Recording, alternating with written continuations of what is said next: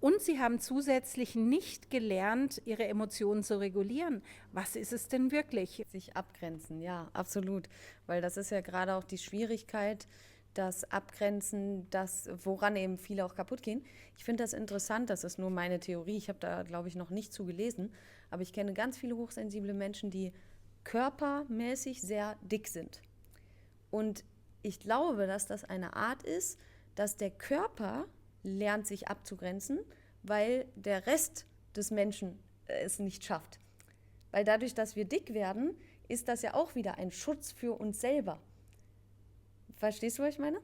Und dass hochsensible Menschen, weil sie so viel wahrnehmen und sich eben nicht abgrenzen, lernen, dass sie dadurch durch den Körper sich abgrenzen. Ich habe ja wirklich auch mal ein Abnehmprogramm gemacht übers Unterbewusstsein mit einigen meiner Coaches. Und zum einen ist es natürlich Schutz, kann natürlich Schutz sein, weil irgendwas mal passiert ist im Leben oder auch die emotionale Abgrenzung oder Abgrenzung von anderen Menschen.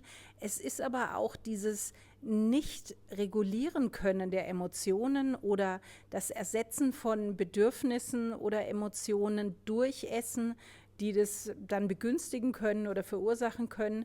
Aber es ist definitiv auch eine der Möglichkeiten, warum jemand Körpergewicht zulegt. Ja, aber selbst bei dir, deine Theorie ist dann zwar anders, aber im Endeffekt hast du ja auch eine Theorie, um zu erklären, warum gerade Hochsensible eben häufiger größeres.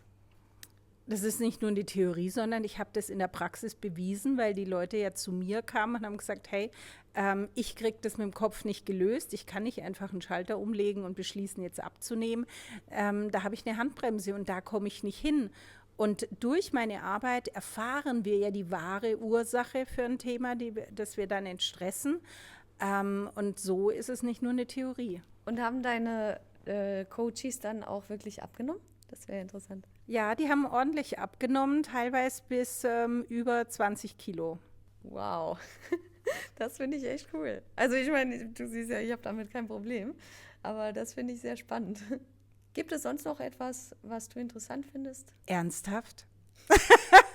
Was ist das für eine Frage? Natürlich. Okay, wir könnten den ganzen Tag noch weiterreden, hast du Ja. recht. Ja, also ich finde so wahnsinnig vieles interessant und wenn ich dann wieder in irgendein Thema eintauche, und das ist gerade hier beim Mensa Jahrestreffen ja auch so toll mit den ganzen Vorträgen und Veranstaltungen, ich könnte mir alles fast anschauen, deswegen ja, es ist ein wichtiges Merkmal der Hochbegabung. Ich bin an vielem interessiert und du kannst mich ruckzuck anteasern mit einem Thema und ich tauche da ein.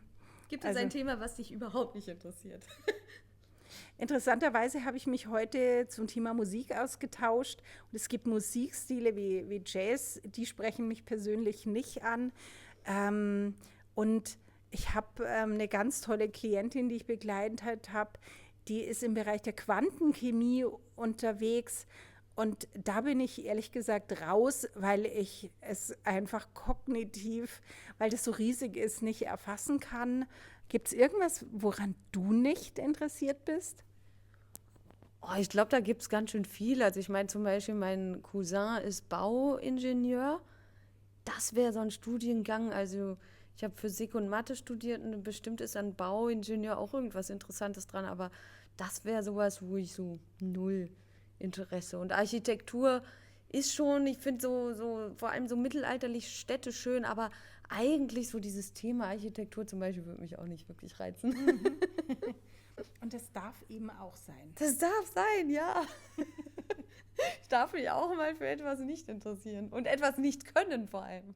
Das ist ja immer so ein Ding, dieses, ich bin noch nicht gut genug, ich weiß noch nicht gut genug, nicht genug, mir fehlt noch was. Bei Hochbegabten ist ja immer der Fokus auf das, was sie noch nicht wissen oder dass sie noch nicht alles zu einem Thema wissen, das zum Thema Hochstapler-Syndrom. Das ist ja auch so ein Klassiker und ich habe das eigentlich bei allen, die zu mir kommen. Kennst du ja auch, oder? Auf jeden Fall. Vielleicht kannst du noch mal zu dem Hochstapler-Syndrom, weil viele kennen das ja überhaupt nicht. Weil vor allem Hochstapler sind ja eher die sich für was Besseres halten, als sie sind. Aber das Hochstapler-Syndrom ist ja wiederum genau umgekehrt. Also kannst du das vielleicht noch mal kurz erklären? Beim Hochstapler-Syndrom kicken einfach die Selbstzweifel rein. Also jemand glaubt nicht an seine Stärken, an seine Talente, sieht nicht, wie schlau oder wie gut er in seinem oder sie natürlich im entsprechenden Fachbereich sind. Und die haben immer Angst, dass rauskommt, dass sie es nicht drauf haben, dass es irgendwann auffliegt, deswegen das Hochstapler-Syndrom. Und wie geht man dann mit diesen Selbstzweifeln um? Wie steigt man da aus? Ich kenne das total gut. Ich dachte vor vielen Jahren, eigentlich kann ich ja gar nichts außer schlau daherreden.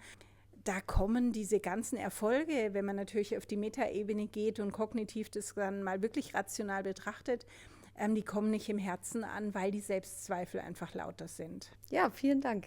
Dankeschön. Ich finde, das ist ein guter Schluss jetzt. Und ich freue mich jetzt weiterhin schöne Tage hier mit dir und all den anderen. Ich glaube, wir sind fast 1000 Mitglieder jetzt hier in Bremen, oder? 1219 meine ich. 1200! Woo! Und in Zypern hat unser Verein gerade mal 100 Mitglieder oder so.